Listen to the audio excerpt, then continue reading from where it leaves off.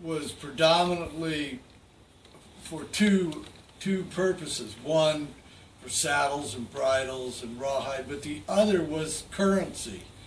The hides were used just like we use dollars for trade, and it was in a high demand in all of Europe and the East Coast. So that was pretty much where the conquistadors came with the cattle.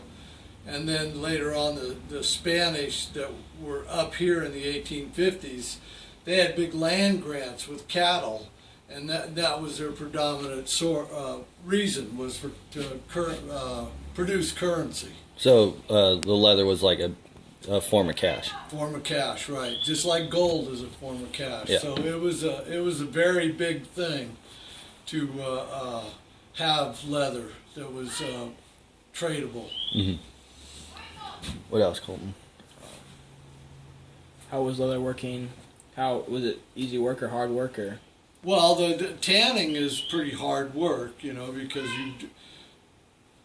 you first have to slaughter the cow, then you have to skin them, then you have to tan the hide, and in the old processes there were a lot of different phases of it. I couldn't quote it right now, but yeah, it was pretty hard work. So, and it took a lot of different skilled individuals to get it done, and of course, all these hides ended up in Monterey and San Francisco, and they were all shipped. They weren't just used here; they were shipped around the world. So that's pretty much one aspect of leather work in the 1850s. The other, of course, was for usable items like saddles and whips and bridles and reins, gun and sheaths, harness and gun sheaths, chinks, chaps, and shaps, and your normal, work related boots. What else? Was leather expensive? I think leather was like everything else. It was a supply and demand. If there was a lot of it, a fella could probably buy leather fairly cheap. If it was a limited source, then the price went up. So They made wallpaper with it.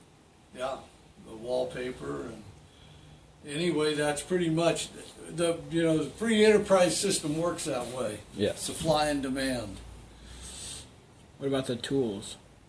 Tools probably were mostly handmade by blacksmiths or actual individuals that worked in leather. They knew what they wanted, and of course, unlike we are today, they had the skills that it took to fabricate this kind of tooling that they needed. Can you think of anything else? I think